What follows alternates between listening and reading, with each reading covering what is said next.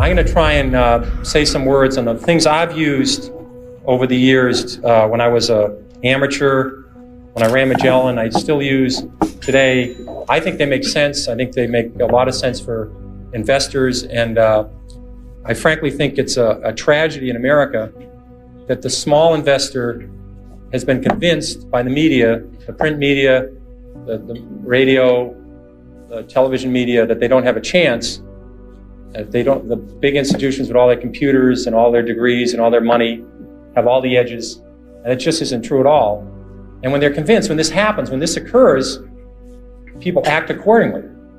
When they believe it, they buy stocks for a week, and they buy options, and they buy the Chile fund this week, and next week it's the Argentina fund, and they get results proportionate to that kind of investing. And that's very bothersome. I think the public can do extremely well in the stock market on their own.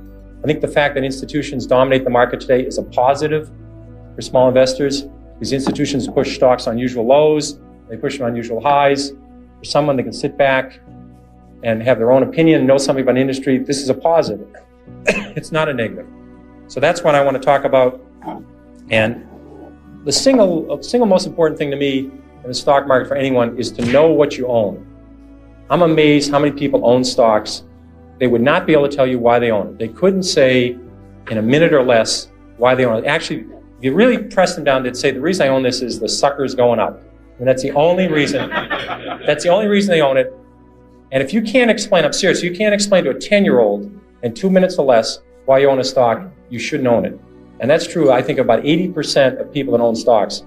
And this is the kind of stock people like to own. This is the kind of company people adore owning. This is a relatively simple company. They make a very narrow, easy to understand product.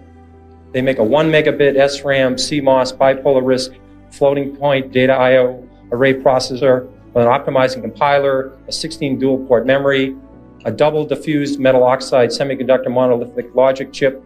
2,000 years later. Peripheral bus architecture, 4-wave interleave memory, a token ring interchange backplane, and it does it in 15 nanoseconds of capability. Now, if you own a piece of crap like that, you will never make money. Never. Somebody will come along with more whetstones or less whetstones or a bigger mega flop or a smaller mega flop. You won't have the foggiest idea what's happened. And people buy this junk all the time. I made money in Dunkin' Donuts. I can understand it. When there was recessions, I didn't have to worry about what was happening. I could go there and people were still there. I didn't have to worry about low-priced Korean imports. I mean, I just didn't have, I can understand it. And you laugh, I made 10 or 15 times my money in Dunkin' Donuts. Those are the kind of stocks I can understand. If you don't understand it, it doesn't work. This is the single biggest principle. And it bothers me that people are very careful with their money. The public, when they buy a refrigerator, they get a Consumer Reports, they buy a microwave oven, they do that. They ask people what's the best kind of radar range or what kind of car to buy. They do research on apartments. When they go on a trip to Wyoming, they get the mobile travel guide, or California. When they go to Europe, they get the Michelin travel guide.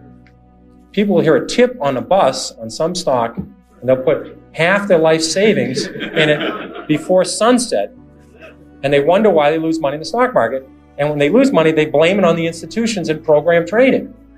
That is garbage. They didn't do any research. They bought a piece of junk. They didn't look at the balance sheet, and that's what you get for it. And that's what we're being driven to, and it's self-fulfilling. The public does terrible investing, and they say they don't have a chance. It's because that's the way they're acting. I'm trying to convince people there is a method. There are reasons for stocks that go up. Coca-Cola, this is very magic. It's a very magic number. Easy to remember. Coca-Cola is earning 30 times per share what they did 32 years ago. The stock has gone up 30-fold. Bethlehem Steel is earning less than they did 30 years ago. The stock is half its price of 30 years ago. Stocks are not lottery tickets. There's a company behind every stock. If a company does well, the stock does well. It's not that complicated. People get too carried away. And first of all, they try and predict the stock market. That is a total waste of time. No one can predict the stock market. They try to predict interest rates. I mean, if anybody would predict interest rates right 3 times in a row, they'd be a billionaire. Considering there's not that many billionaires on the planet, it's very, I had logic, so I had a syllogism and studied these when I was at Boston College. There can't be that many people who can predict interest rates because there'd be lots of billionaires. And no one can predict the economy. I had a lot of people in this room were around in 1981 and 82 when we had a 20% prime rate with double-digit inflation, double-digit unemployment. I don't remember anybody telling me in 1981 about it. I didn't read, I studied all this stuff. I don't remember anybody telling me we're going to have the worst recession since the Depression. So what I'm trying to tell you, it'd be very useful to know what the stock market is going to do. It'd be terrific to know that the Dow Jones average a year from now would be X, that we're going to have a full-scale recession, or interest rate's going to be 12%. That's useful stuff. You never know it, though. You just don't get to learn it. So I've always said, if you spend 14 minutes a year on economics, you've wasted 12 minutes. And I really believe that. Now, I have to be fair. I'm talking about economics in the broad scale, predicting the downturn for next year or the upturn or M1 and M2, 3B and all these M's. I'm talking about economics to me is when you talk about scrap prices. When I own auto stocks, I want to know what's happening to used car prices. When used car prices are going up, it's a very good indicator.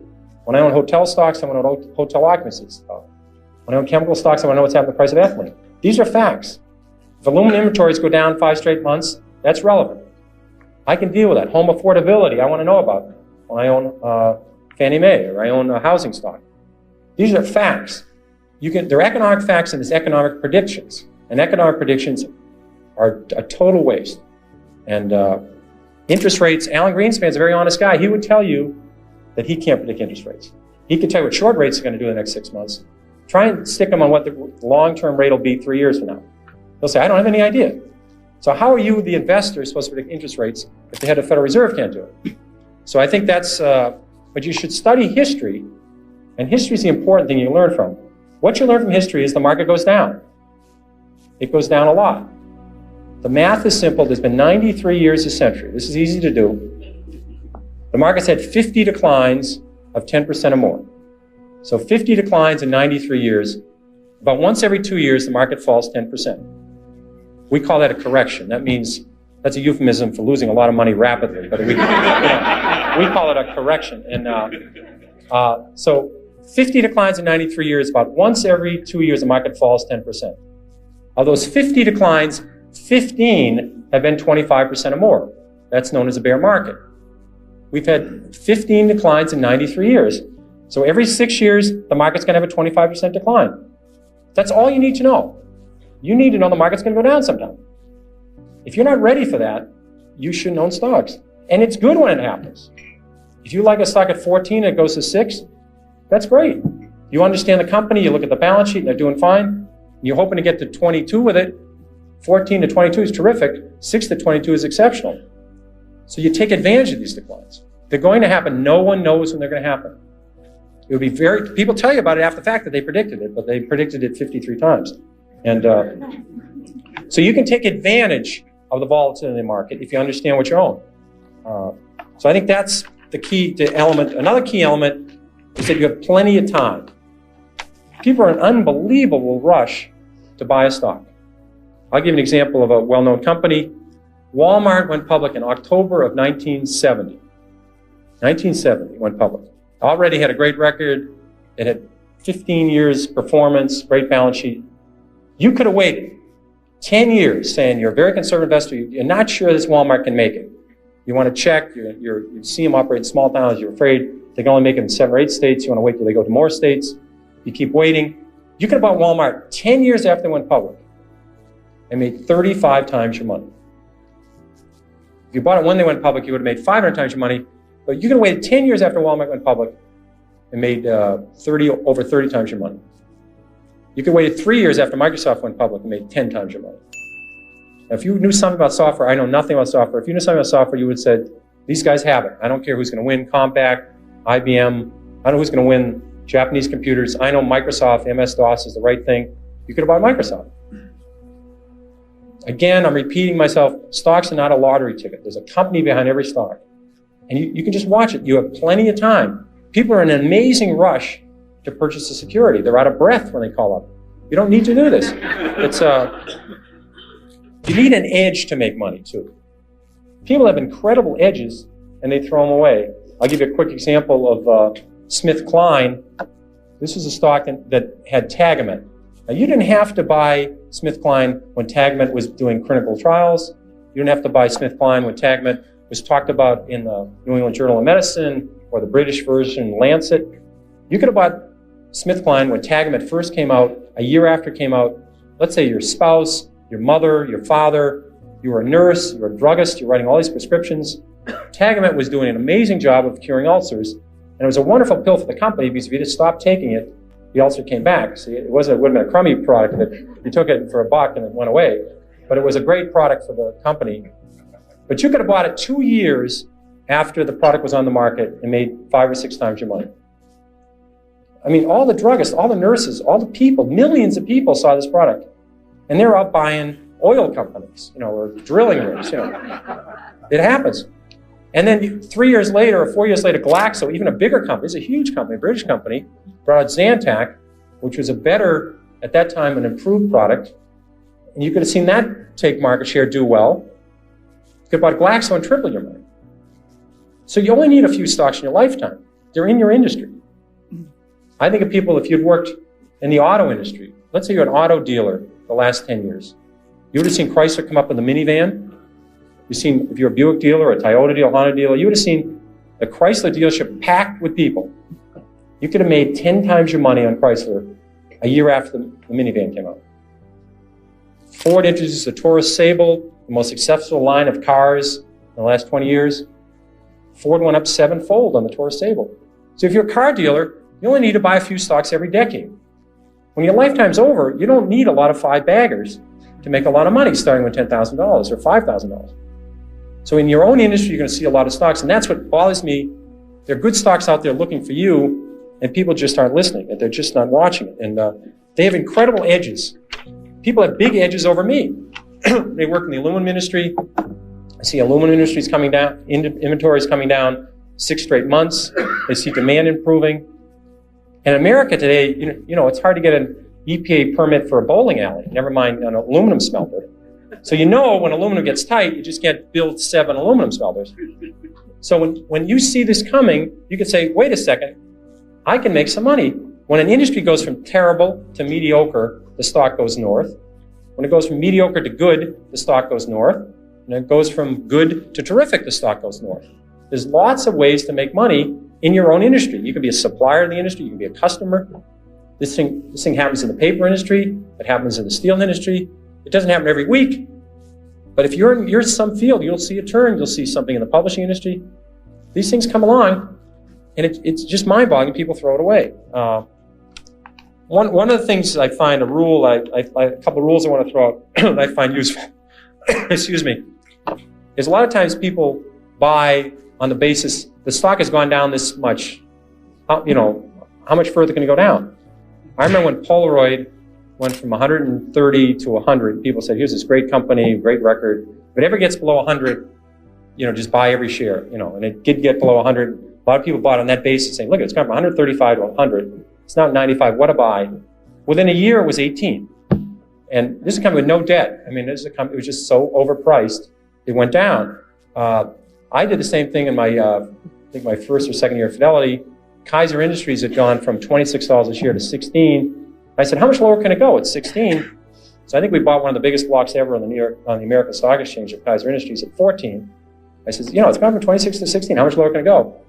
Well, at 10, I called my mother and said, Mom, you got to look at this Kaiser Industries. I mean, how much lower can it go? It's gone from 26 to 10. Well, it went to 6, it went to 5, it went to 4, it went to 3. And now, unfortunately, this happened rapidly, or I would probably be still caddying or working at the Stop and Shop, but it happened fast. So I was able to, it was compressed. And at 3, I figured out, there's something very wrong here because Kaiser Industries owns 40% of Kaiser Steel, they own 40% of Kaiser Aluminum, they own 32% of Kaiser Cement, they own Kaiser Broadcasting, they own Kaiser Sand and Gravel, Kaiser Engineers, they own Jeep, they own business after business, and they had no debt. Now, I learned this very early. This might be a breakthrough for some people. It's very hard to go bankrupt if you don't have any debt. It's tricky. Some people can approach that. It's a real achievement. But they had no debt, and the whole company at 3 was selling at about $75 million. At that point, it was equal to buying one Boeing 747. I said, there's something wrong with this company selling for $75 million. I was a little premature at 16, but I said, everything's fine, and eventually this will work out. And what they did is they gave away all their shares to their shareholders. They passed out shares in Kaiser Cement, they passed out shares in Kaiser Aluminum, they passed out their public shares in Kaiser Steel, they sold all the other businesses, and you get about $50 a share.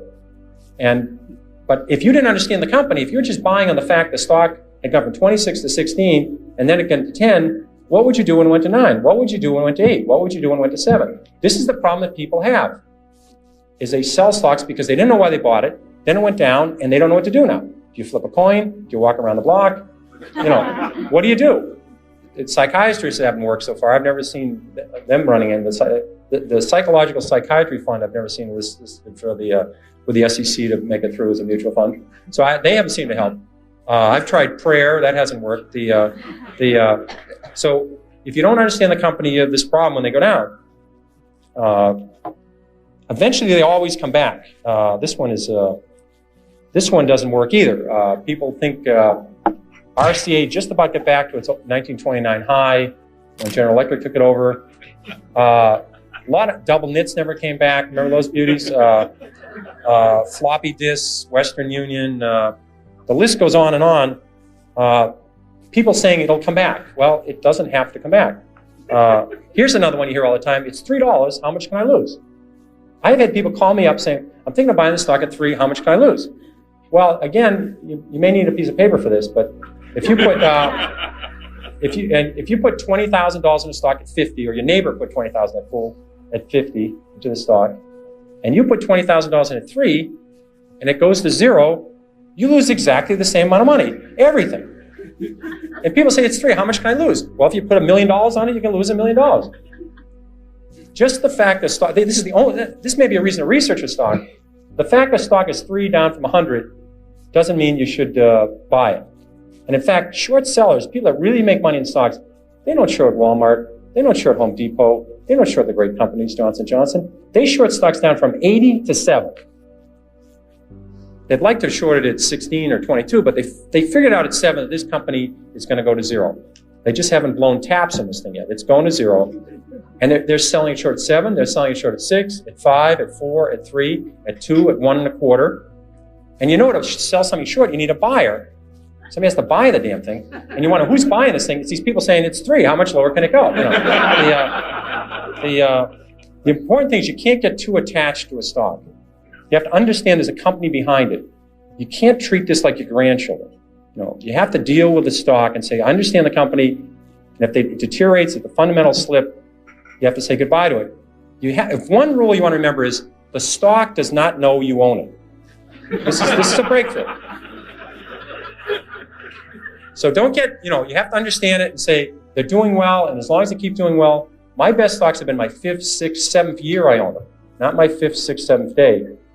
So you have to understand that and stay with it. And then I'll switch through to my long shots. Avoid long shots. I bought about 30 long shots in my life. I've never broken even on one.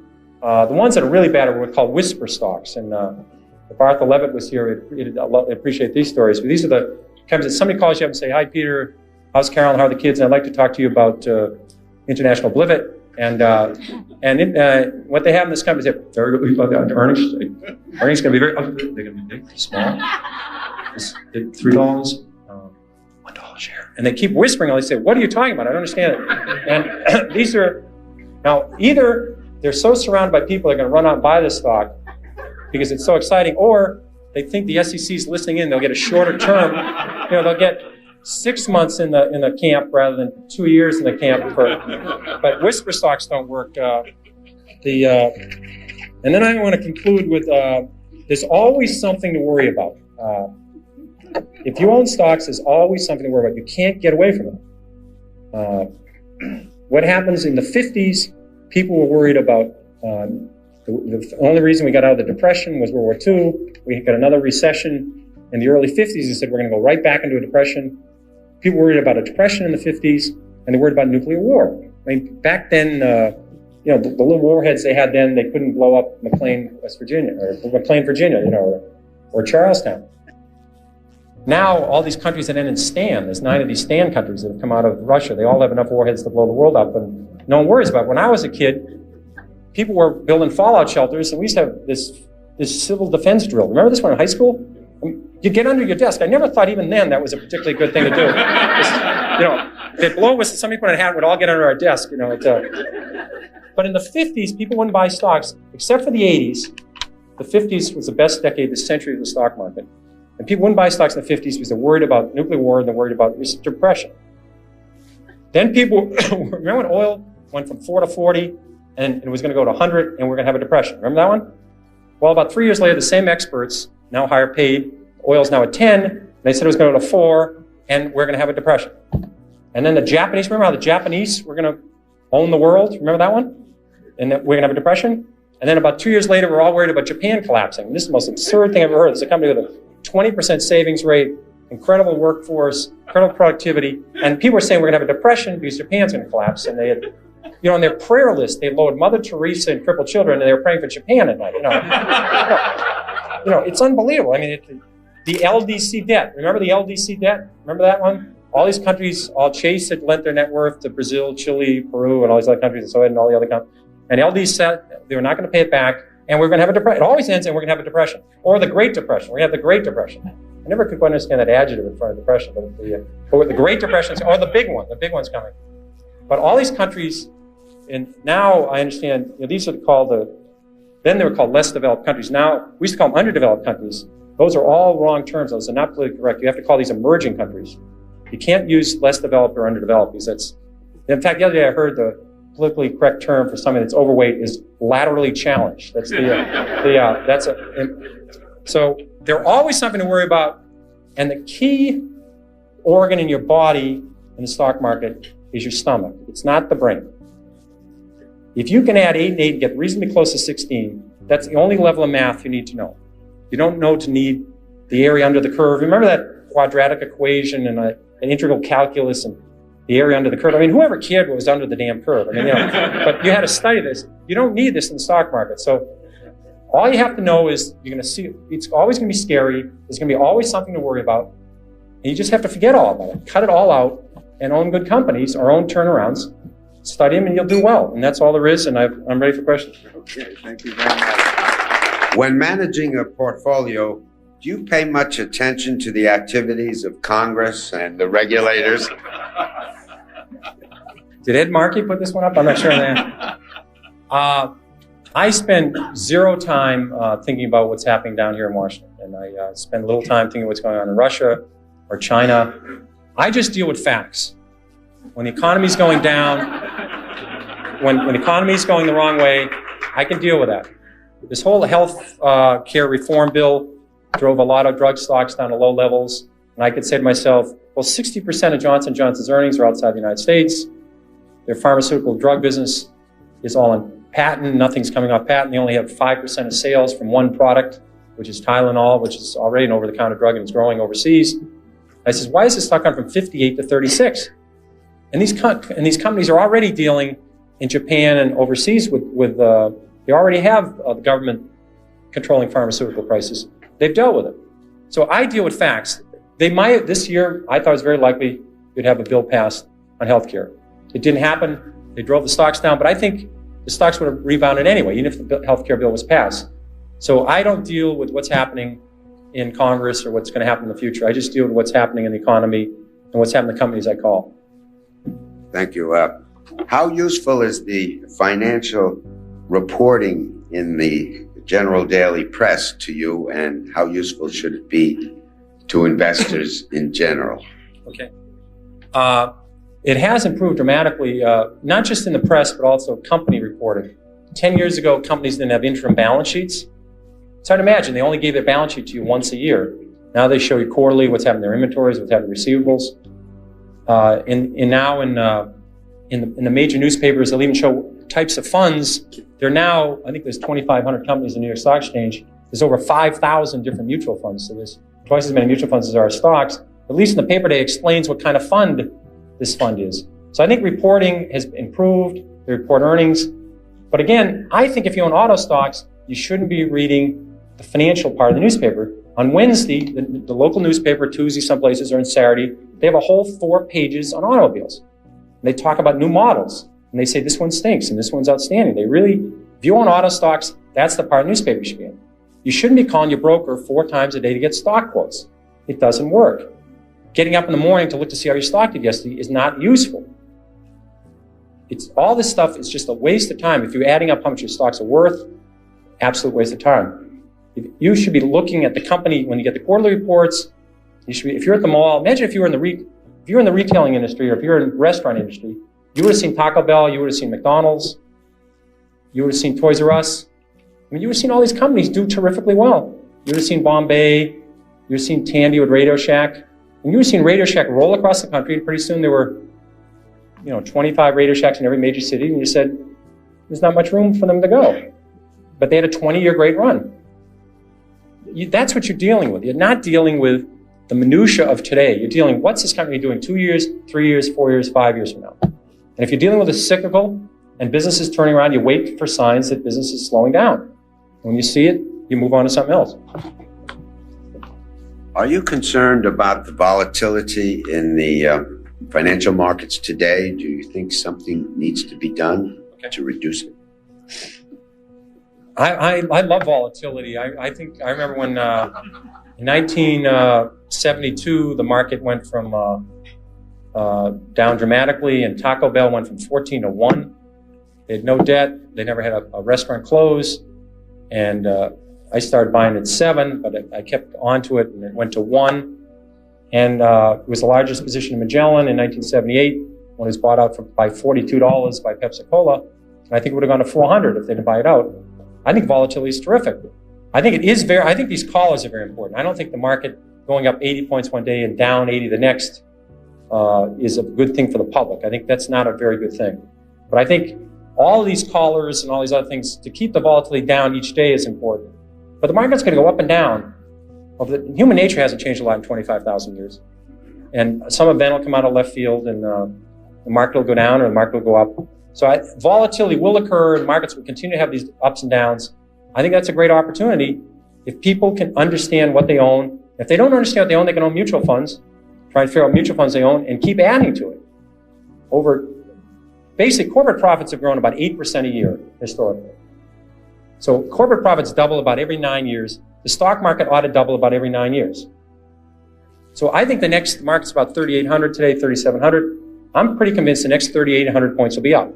It won't be down. The next 500 points, the next 600 points, I don't know which way they're going. So the market ought to double in the next 8 or 9 years. It ought to double again in the 8 or 9 years after that. Because profits will go up 8% a year, and stocks will follow. That's all there is to it. October has always been a special month. I remember in 1987, I was very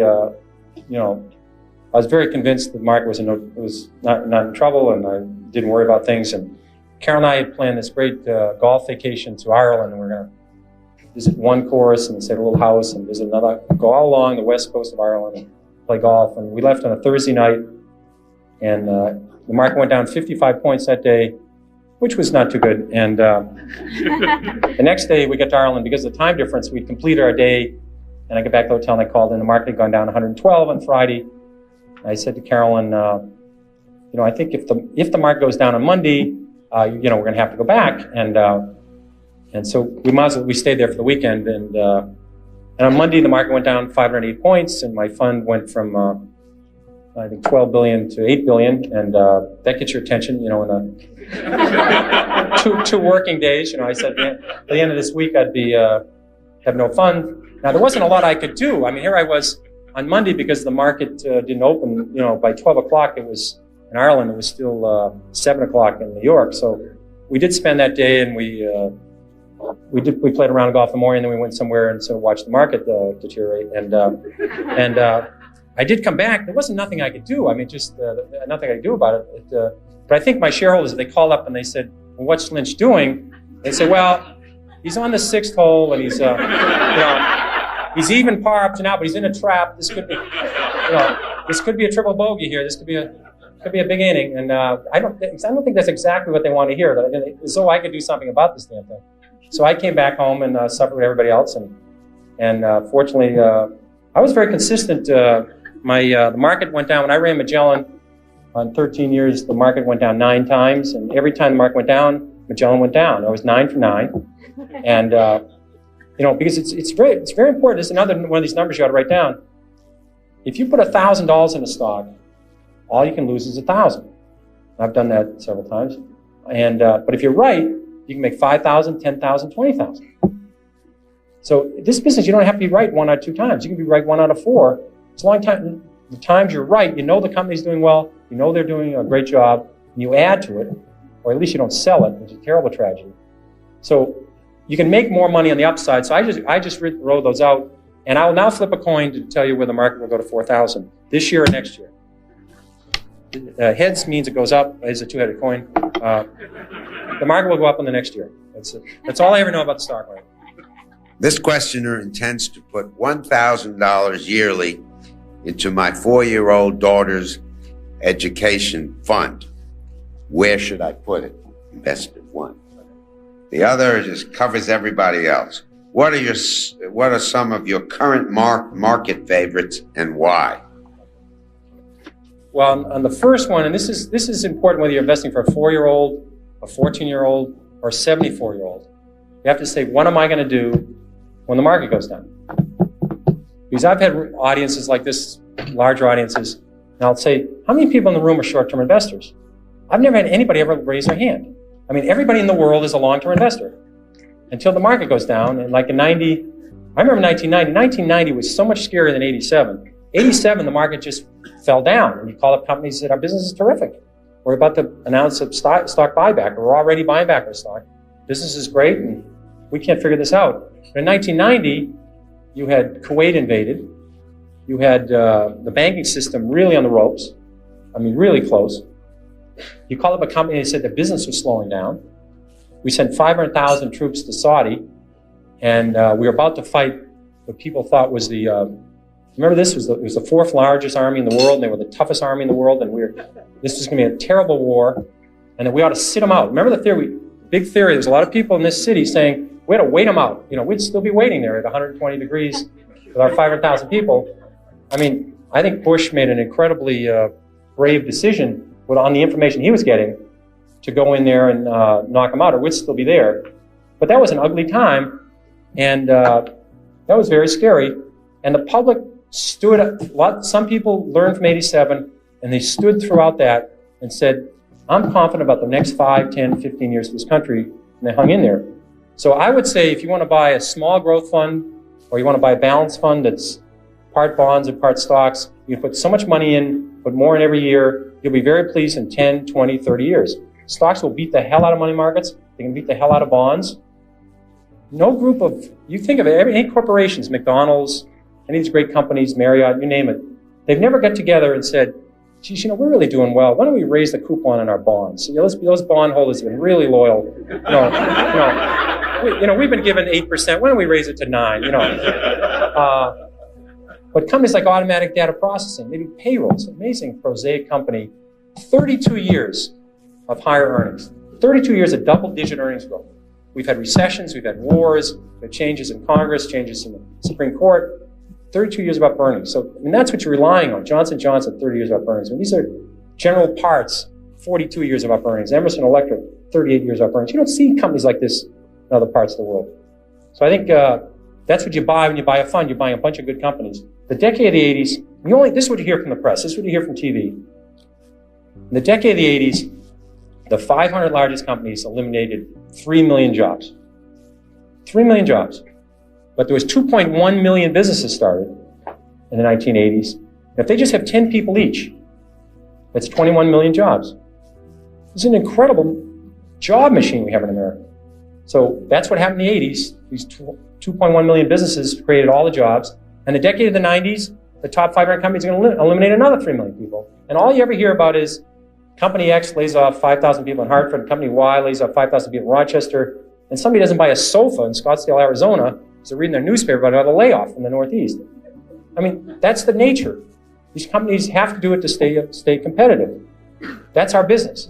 And we've had, in the last 2.5 years, been a phenomenal, this has been a great thing for our country.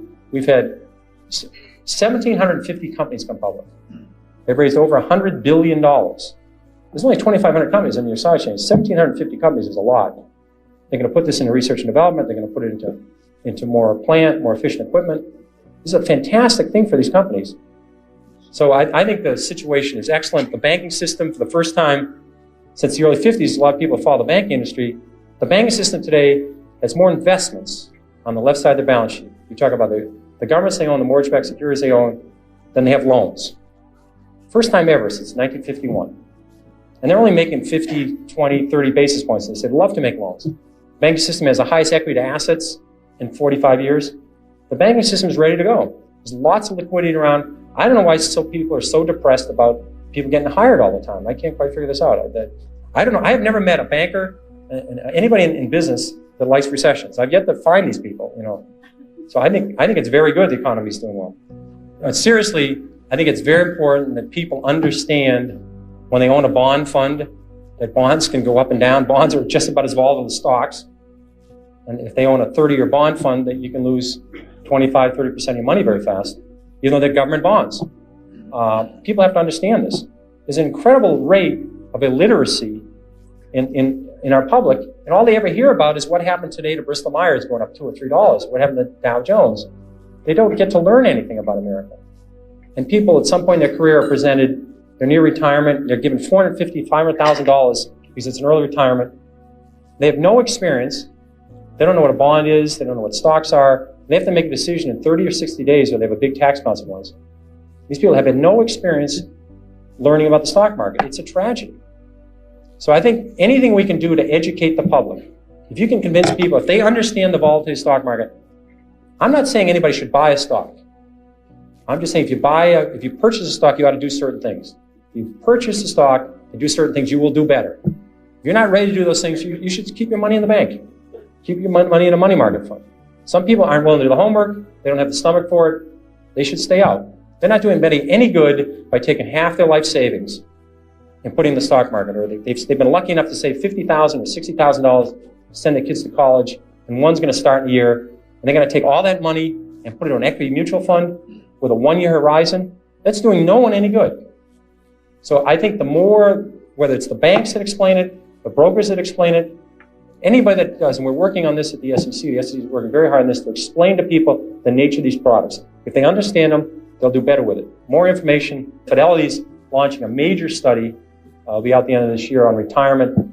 We've interviewed over 1,600 people, over 300 experts. We're going to put a major study on trying to explain to people about nature of retirement and how they can best understand how they should invest their assets. We're not going to mention Fidelity at all, of course. It may be subliminal in it, but we're trying to help. And the more we can do this, and there's been an incredible push by the SEC to do this, and I think it's a very positive element. I think you have to be careful in crossing the bridge on how much we get involved in managing companies. I think there should be disclosure of what people are getting paid. There should be disclosure of how many shares they own. But I don't think we should be deciding whether they should make this acquisition or whether they should expand this plant. When you get too involved in running a company, it's very complex. And a lot of great companies have made a lot of decisions you haven't heard about because they decided not to do something. Some of the best decisions they didn't do was to not do something. And if they're under all this pressure from shareholders of what to do and what not to do, they're going to take their eye off the ball and they're not going to be able to run the business. And companies are doing well because the companies do well, look out 5, 6, 7 years, and some of the decisions they make may not be the right thing for the next year. The more and more we concentrate on what they're doing and we keep commenting on as outsiders, it's going to be run by an enormous committee and we'll get committee results. So I don't think that's going to help anybody. But disclosure of relevant facts, of how many options people have, or the options at the market, what they're being paid, I think that's important, how many shares they own, what the company's doing. I think they used to not have a letter. I mean, it's not that recently that you have comments by the chief executive at the stop and end report. They never used to have to make that. There's a letter saying what happened. I mean, it really is a very valuable piece of information.